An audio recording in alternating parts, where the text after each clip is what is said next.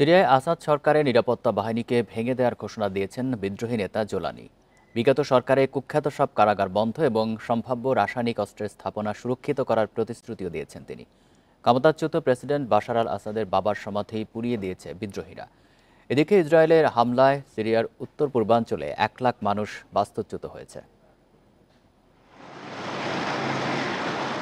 সিরিয়ায় president Bashar আল আসাদকে ক্ষমতাচ্যুত করার পর বিগত সরকারের নিরাপত্তা বাহিনীকেও আর রাখতে চায় না বিদ্রোহীরা।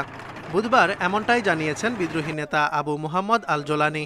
এ সময় আসাদ সরকারের কুখ্যাত সব কারাগার বন্ধ এবং সম্ভাব্য রাসায়নিক অস্ত্রের স্থাপনাগুলো সুরক্ষিত করার প্রতিশ্রুতিও দেন তিনি। রয়টার্সকে দেয়া এক লিখিত বিবৃতিতে সিরিয়ায় টেকনোক্রেট সরকার গঠনের বিষয়টি পুনর্ব্যক্ত করেন জোলানি। তার দল এইচটিএস এর বিবৃতি অনুসারে অন্তর্বর্তীকালীন সরকার 2025 সালের মার্চ পর্যন্ত সিরিয়া শাসন করবে।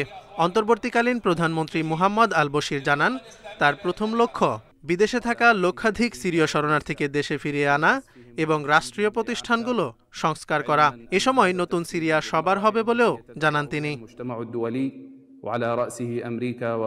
এদিকে এবার ক্ষমতাচ্যুত প্রেসিডেন্ট বাশার আল আসাদের বাবার সমাধি পুড়িয়ে দিয়েছে বিদ্রোহীরা। বুধবার উত্তরাঞ্চলের লাতাকিয়ায় সাবেক প্রেসিডেন্ট হাফেজ আল আসাদের কবরে ভাঙচুর চালায় তারা। এর আগে আসাদ ও তার বাবার ভাস্কর্য ভাঙে বিদ্রোহীরা। 1971 থেকে 2000 সালে মৃত্যুর আগ পর্যন্ত সিরিয়া শাসন করেন হাফেজ আল আসাদ। প্রেসিডেন্ট আসাদকে ক্ষমতাচ্যুত করার পর সিরিয়ায় শান্তি ফেরার আশা দেখা দিয়েছে বলে জানিয়েছে জাতিসংঘ। সিরিয়ার একনায়কতন্ত্রের অবসান ঘটার পর কিছুটা আশার আলো দেখতে পাচ্ছি। দেশটিতে অন্তর্ভুক্তিমূলক রাজনৈতিক প্রক্রিয়ায় ক্ষমতার হস্তান্তরকে সমর্থনে জাতিসংঘ প্রতিশ্রুতিবদ্ধ, যেখানে সংখ্যালঘুদের অধিকারকে সম্মান জানানো হবে এবং অখণ্ড সিরিয়া পুনঃপ্রতিষ্ঠিত করার পথ প্রশস্ত হবে।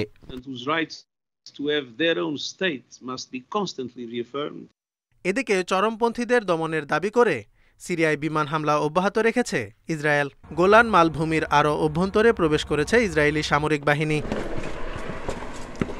Zobayer Hussain, Independent news.